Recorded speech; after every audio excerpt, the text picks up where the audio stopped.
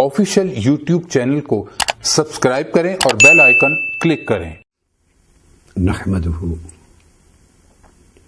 ونصلي ونسلم على سيدنا ومولانا محمد رسوله النبي الأمين المكين الحنين الكريم الرؤوف الرحيم، أما بعد، فأعوذ بالله من الشيطان الرجيم، بسم الله الرحمن الرحيم، قل هل يستوي الذين يعلمون والذين لا يعلمون، صدق الله مولانا العظيم۔ معزز حاضرین اور سامعین و ناظرین، الحمدللہ تعالی ہم مقام رسالت اور حجیت حدیث و سنت کے موضوع پر اپنی سلسلہ وار گفتگو کے ضمن میں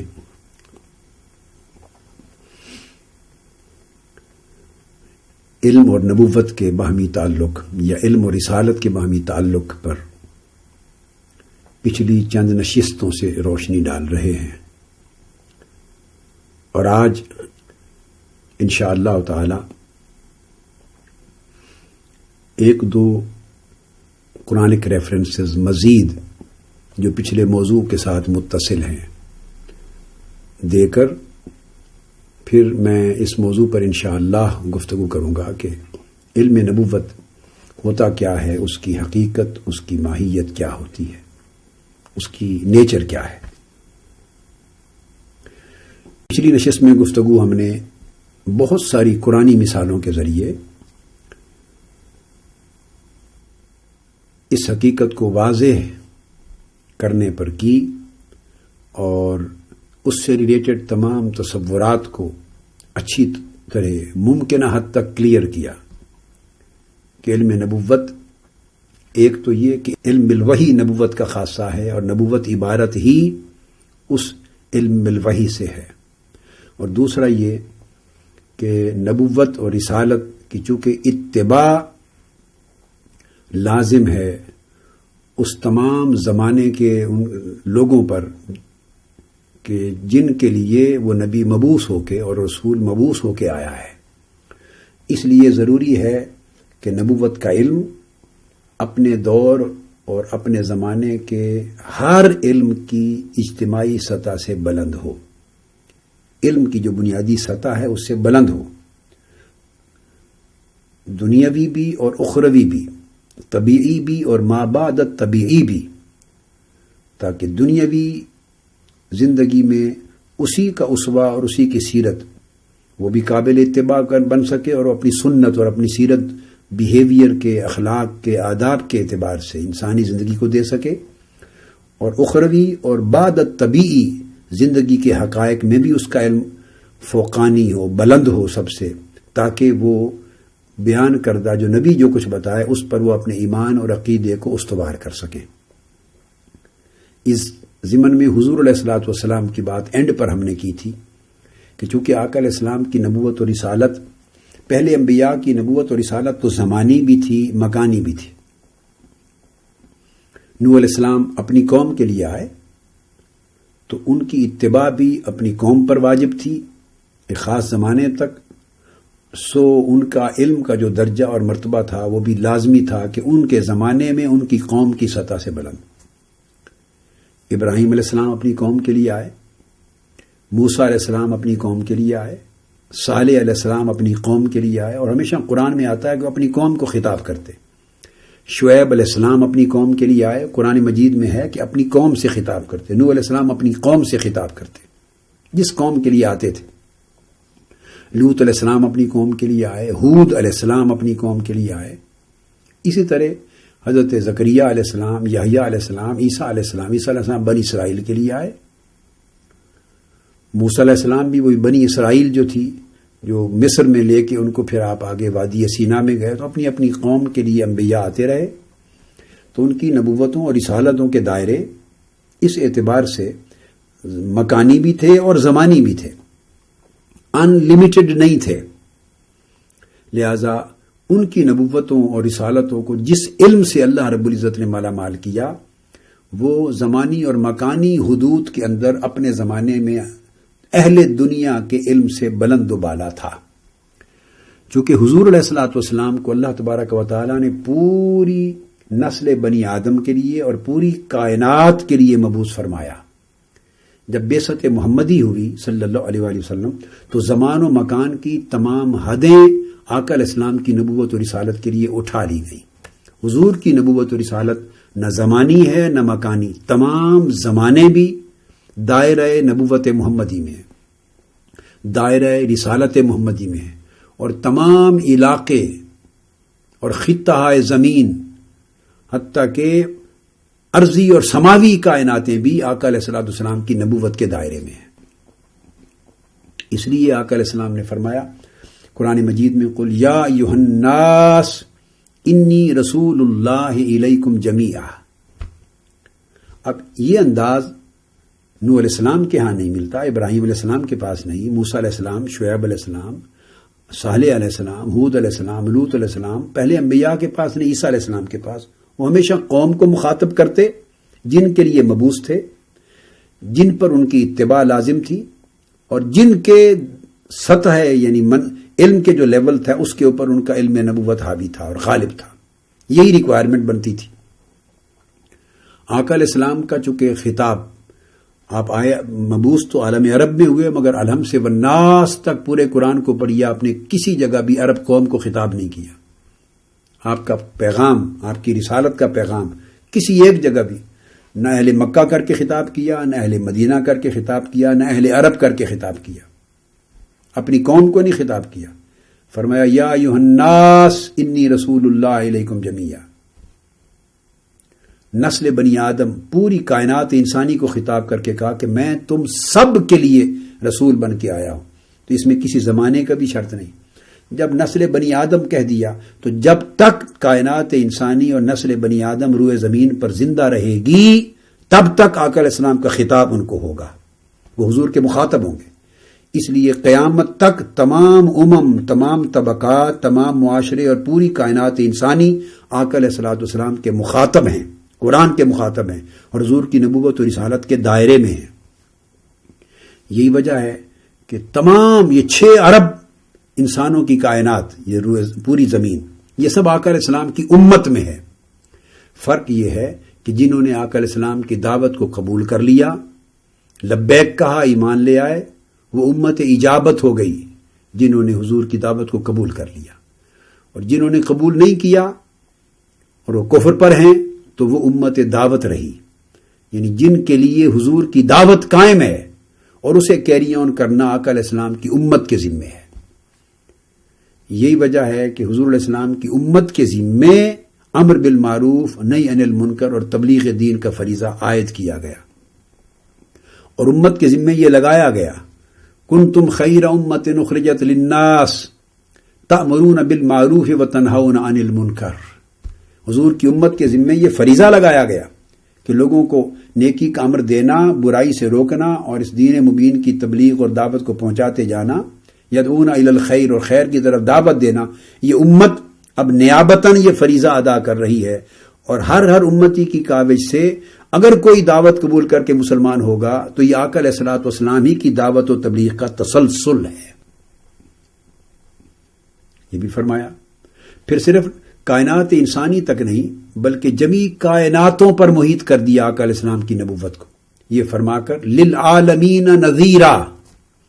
آقا علیہ السلام تمام عوالم کے لیے نذیر، ڈر سنانے والے بنا کر بھیجے گئے ہیں. اب آپ سٹیپس دیکھ رہے ہیں. پہلے کائنات انسانی کو خطاب کیا اور پھر فرمایا للعالمین نذیرا، آپ تمام عوالم کے لیے ڈر سنانے والے ہیں. تو جنات بھی آقا علیہ السلام کی امت میں ہوئے، اور میں نے ایک پچھلی نشست میں تفصیل سے دلائل دے کے بات واضح کر دی تھی کہ ملائکہ بھی آقا علیہ السلام کی امت ہے، دلائل دیے تھے. یہی وجہ ہے کہ ہم سے پہلے وہ اپنے نبی پر، حضور علیہ السلام پر درود و سلام بھیجتے ہیں. اللہ نے سب سے پہلا شرف ان کو درود و سلام بھیجنے کا ہم سے بھی پہلے دیا ہے، اور اس کے بعد ہمیں حکم فرمایا ہے یا ایھا الذین آمنوا صلوا علیہ وسلموا تسلیما. تم بھی اپنے محبوب نبی پر درود و سلام بھیجا کرو. مگر ہم سے پہلے خبر دی ان اللہ و ملائکتہ یصلون علی النبی، نبی اکرم صلی اللہ علیہ وسلم پر اللہ کے ساتھ فرشتے بھی درود بھیجتے ہیں. تو فرشتوں کا النبی، نبی کے ساتھ رشتہ اور تعلق ہے یہ کہ وہ امت ہے حضور کی، اور حضور کے مزار کی زیارت کے لیے آتے ہیں، دیدار کے لیے آتے ہیں، حضور کے دربار پہ کھڑے رہتے ہیں، حضور کی امت کے لیے پہراداری کرتے ہیں. علی القیاس میں نے تفصیلات بیان کی تھی. چنانچہ اس کے لیے آقا علیہ السلام نے فرمایا للعالمین نذیرا، یہ ڈر سنانے کی بات، اور دوسری طرف فرمایا وما ارسلناک الا رحمتا للعالمین، اور ہم نے یا رسول اے میرے محبوب نہیں بھیجا آپ کو مگر تمام عوالم، ساری کائناتوں کے لیے سراپا رحمت بنا کر. تو آقا علیہ السلام کی رحمت سب کائناتوں کے لیے. اب اس نبوت سے فیض ہر کوئی اپنے اپنے طریق پر لے رہا ہے. کسی کے لیے احکام اور ہیں، ذی شعور کے لیے احکام اور ہیں، کسی کے لیے عذاب ہے، سزا ہے، جزا ہے. کوئی جو گناہوں سے پاک امت بنائی گئی ہے ان کے لیے حضور کی نبوت کا فیض فیضان کے طور پہ، برکات کے طور پہ، رحمتوں کے طور پہ ہے. علی ذی القیاس جیسے جیسے جس کا حال ہے اسی کے مطابق حضور کی نبوت و رسالت کا فیض ہے اور دعوت ہے. حتیٰ کہ آقا علیہ السلام کی نبوت پر تو جنات کا ایمان لانا تو خیر قرآن میں ہے ہی، سورہ جن اس لیے نازل ہوئی، آ کر ایمان لاتے تھے. تو شجر و حجر نے بھی آقا علیہ الصلوۃ والسلام پر سلام پڑھا جب السلام علیکہ یا رسول اللہ. درخت اور پتھر، جامع ترمذی میں حدیث ہے، حدیث صحیح ہے. حضرت علی رضی اللہ تعالیٰ عنہ فرماتے ہیں میں آپ کے ساتھ تھا، جنگل میں سے گزرے، جس درخت اور جس پتھر پہاڑ کے قریب سے گزرتے میں کانوں سے سنتا وہ السلام علیکہ یا رسول اللہ، حضور کو یا رسول اللہ کہہ کر حضور پر سلام پڑھتا. تو حضور کی نبوت پہ ایمان لائے. آقا علیہ السلام نے فرمایا کہ میرا جب زمانہ بعثت قریب تھا، ابھی اعلان نبوت بھی نہیں ہوا تھا، اس کے قریب کے زمانے میں اس وقت سے میں ایک پتھر کو جانتا ہوں، گلی کے کونے پر جب میں گزرتا تو میرے اوپر سلام پیش کرتا تھا، السلام علیکہ یا رسول اللہ کہتا تھا. تو پتھر بھی حضور پہ کلمہ پڑھتے. تو جمادات بھی حضور کے دائرہ نبوت میں ہیں، نباتات بھی دائرہ نبوت میں. درخت بھی آقا علیہ السلام سو رہے ہوتے، درخت نے اجازت مانگی کہ میں باری تعالیٰ مجھے حضور کو سلام پیش کرنے کی اجازت دے. زمین کا سینہ چیرتے ہوئے اپنی جڑوں سمیت درخت پورے تنے کے ساتھ زمین چیرتا ہوا آیا، آقا علیہ السلام کے آگے جھکا، سجدہ کیا، پھر پلٹ کے واپس چلا گیا. صحابہ کرام نے پوچھا یا رسول اللہ کیا ہوا؟ آقا نے فرمایا کہ اس نے اللہ سے اجازت مانگی تھی، میری بارگاہ میں سلام کرنے آیا تھا. علی ذی القیاس پتھروں نے حضور پہ کلمہ پڑھا. استن حنانہ نے آقا علیہ السلام کے ہجر و فراق میں رو کر اپنے ایمان کا اظہار کیا. جبل احد لرزا، جبل صبیر لرزا، جبل نور لرزا جہاں غار ہیرا ہے. تو الغرض ہر شے، جانوروں نے، اونٹوں نے آقا کو سجدہ ریزی کی، سجدے کیے، جس کو دیکھ کر صحابہ کرام پوچھ اٹھتے. مسند احمد بن حنبل میں حدیث ہے، طبرانی میں ہے، مسند بزار میں ہے، بہقی میں ہے، بہت سی کتب میں مختلف اسانید جیدہ کے ساتھ حدیث آئی ہیں. جب اونٹ سجدہ کرتے حضور علیہ الصلوۃ والسلام کو، بکریاں سجدہ کرتی آقا علیہ السلام کو، تو صحابہ کرام کے دل مچل اٹھتے، عرض کرتے آقا یہ جانور ہو کے آپ کو سجدہ کرتے ہیں، ہم ذی شعور انسان ہیں، اجازت دیں ہم بھی آپ کو سجدہ کیا کریں. ایک روز سیدنا صدیق اکبر، سیدنا فاروق اعظم دونوں نے عرض کیا انصاریوں کے ایک باغ میں آقا علیہ السلام کو، عرض کیا یا رسول اللہ ہمیں بھی اجازت دے کہ ہم بھی آپ کو سجدہ کریں. آقا علیہ السلام نے منع فرما دیا. تو مقصد بات کا یہ ہے انسان کے لیے فیض نبوت اس کی ضرورت کے مطابق ہے، اس کے لیے بشیر و نذیر بھی ہیں چونکہ اس نے جواب دہ ہونا ہے. جنات کے لیے ان کی ضرورت کے مطابق ہے، وہ بھی جواب دہ ہیں. ملائکہ کے لیے نبوت محمدی ان کے انداز کے مطابق ہے، ان کے دوزخ کا گمان اور کوئی احتمال ہے نہیں، برائی سے وہ پاک ہیں، ان کے لیے فیوزات برکات ہیں، آقا کی توجہات ہیں، اکتساب فیض ہے، ان کے لیے الگ انداز ہے. اور جو جمادات ہیں اور نباتات ہیں وہ چونکہ ذی شعور نہیں ہیں، ان کے لیے حضور کی نبوت کا فیض بصورت رحمت ہے، وہ اور طریق پر ہے. الغرض کائنات ہست و بود کی کوئی شے آقا علیہ السلام کی نبوت کے دائرے سے خارج نہیں ہے. جس طرح ہر شے اللہ کی ربوبیت میں ہے، اس طرح کائنات کی ہر شے حضور کی محمدیت میں ہے، رحمت محمدی صلی اللہ علیہ وسلم میں. یہ رحمت للعالمین کا معنی ہے. اور حدیث صحیح میں، مسلم شریف میں یہ بھی حدیث ہے، صحیح ہے، جب آقا نے فرمایا ارسلت الی الخلق کافہ، میں ساری مخلوق کی طرف بھیجا گیا. اب اس میں سارے زمانے بھی شامل ہیں قیامت تک، حتیٰ کہ قیامت کا دن بھی نبوت و رسالت محمدی کے زمانے کے اندر ہوگا. حضور کی نبوت و رسالت کا دور ختم نہیں ہو جائے گا، کائنات ختم ہو جائے گی اور قیامت ایک نئے دور کا آغاز ہوگا، مگر وہ دور بھی حضور کی نبوت و رسالت کے تابع ہوگا. اس لیے کہ ہر امت جب اپنے نبی کے دروازے پر شفاعت کی درخواست لے کر جائے گی، شفاعت کا سوال لے کر جائے گا. صحیح بخاری میں، مسلم میں متفق علیہ حدیث ہے، اور پوری صحاح ستہ میں اتنا بڑا اجماع ہے اور اتفاق ہے اس حدیث کی صحت پر. سب صحاح ستہ میں تمام امتیں جب آدم علیہ السلام کے پاس جائیں گی، فرمائیں گے نہیں آج کسی اور کا دن ہے. یہ اشارہ کر رہا ہے یہ جملہ کہ آج کا دن کسی اور کی نبوت و رسالت کے تابع ہے. نوح علیہ السلام کہیں گے نہیں اذهبوا الی غیری، ابراہیم علیہ السلام کہیں گے اذهبوا الی غیری، موسیٰ علیہ السلام کہیں گے اذهبوا الی غیری، عیسیٰ علیہ السلام کہیں گے اذهبوا الی محمد صلی اللہ علیہ وسلم. تو تمام انبیاء کے دروازوں پر امتیں انہیں اپنا نبی جانتے ہوئے جائیں گی، مگر وہ نبی اس دن اپنی نبوت کی بنیاد پر فنکشنل نہیں ہوں گے، آپریٹو نہیں ہوں گے، ان کی شفاعت کی شان آپریٹو نہیں ہوگی. یہ شفاعت عظمیٰ، پہلی شفاعت کبریٰ کی بات ہو رہی ہے. جب حساب و کتاب کے شروع کرنے کی درخواست کرنا ہوگی تو گویا ہر نبی تمام امتوں کو ریفر کرتا جائے گا، حتیٰ کہ ساری امتیں آدم علیہ السلام کی امت سے لے کے عیسیٰ علیہ السلام تک جمیع امتیں مل کر در مصطفیٰ پر آئیں گی. یہ اس بات کا اعلان ہوگا کہ آج کا دن بھی نبوت و رسالت مصطفیٰ کا دن ہے، حضور کی دائرہ نبوت میں ہوگا. پھر اللہ پاک کا فرمانا، حضور نے فرمانا کہ انا حامل لواء الحمد یوم القیامت ولا فخر، قیامت کے دن اللہ اپنی حمد کا جھنڈا حضور کو تھمائے گا. تو حضور کے ہاتھ میں اللہ تعالیٰ کی حمد کا جھنڈا ہوگا، اور آدم علیہ السلام سے لے کے عیسیٰ علیہ السلام تک تمام انبیاء حضور کے جھنڈے کے نیچے ہوں گے. یہ بھی اس بات کا اعلان ہوگا کہ آج کا دن بھی نبوت محمدی کے اندر ہے، اس دائرے کے اندر ہے. العاذ القیاس سینکڑوں دلائل ہیں، میں نے تو چند نمونے عرض کر دیے. اور پھر بالآخر جب حساب و کتاب کا وقت آئے گا، مقام محمود ہے، عسیٰ ان یبعثک ربک مقاما محمودا، تو آقا علیہ السلام کو مقام محمود پر فائز کیا جائے گا. عرش الہی پر آقا علیہ السلام کو ایک جگہ دی جائے گی. اس کی مختلف تعبیرات صحابہ کرام نے کی ہیں اور احادیث میں آئی ہیں کہ آقا علیہ السلام اللہ کی دائیں جانب عرش الہی پر کھڑے ہوں گے، قیام پذیر ہوں گے، اور حساب کتاب ہوگا اور حضور کی شفاعت کا اجرا ہوگا. اور بہت سی حدیث میں عبداللہ ابن عباس سے مروی ہے، حضرت عبداللہ ابن مسعود سے مروی ہے، حضرت عبداللہ ابن سلام سے مروی ہے، حضرت مجاہد سے مروی ہے، تابعین سے بھی، صحابہ کرام سے، کہ مقام محمود سے یہ بھی مراد ہے کہ آقا علیہ السلام کی کرسی عرش الہی پر اللہ رب العزت اپنی دائیں جانب رکھوائیں گے کہ اے حبیب مکرم اس کرسی پہ بیٹھ. اجلاسہ علی الکرسی عن یمین الرحمن، اللہ تعالی حضور کو بٹھائے گا اپنی دائیں جانب کرسی پر. اقعادہ علی الکرسی علی العرش، یہ مقام محمود ہے، حضور کا بٹھایا جانا، اللہ بٹھائے گا حضور کو اس کرسی پر، وہ عرش پر دائیں جانب رکھی جائے گی. یہ بھی اس بات کا اعلان ہوگا کہ آج کا دن یوم قیامت حضور علیہ الصلوۃ والسلام ہی کے دائرہ نبوت و رسالت میں ہے. خیر، یہ چیزیں ضمناً میں نے عرض کی یہ بات سمجھانے کے لیے کہ ہر نبی کا زمانہ نبوت و رسالت لمیٹڈ تھا، ختم ہوتا گیا، پھر اگلے نبی آ گئے، پھر ان کا دور شروع ہوا، پھر اگلے رسول آئے، ان کا دور شروع ہوا. مگر جب آقا علیہ السلام آئے حضور علیہ السلام کے بعد، چونکہ اب حضور علیہ السلام ہی کا زمانہ چلنا تھا ابد الاباد تک، اس لیے حضور کو خاتم النبیین بنا دیا.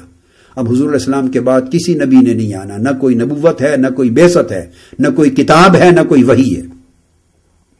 اس لیے فرمایا ما کان محمد ابا احد من رجالکم ولکن رسول اللہ وخاتم النبیین وکان اللہ بکل شیء علیما. تو تمام انبیاء کا خاتم اور خاتم بنا دیا آقا علیہ السلام کو.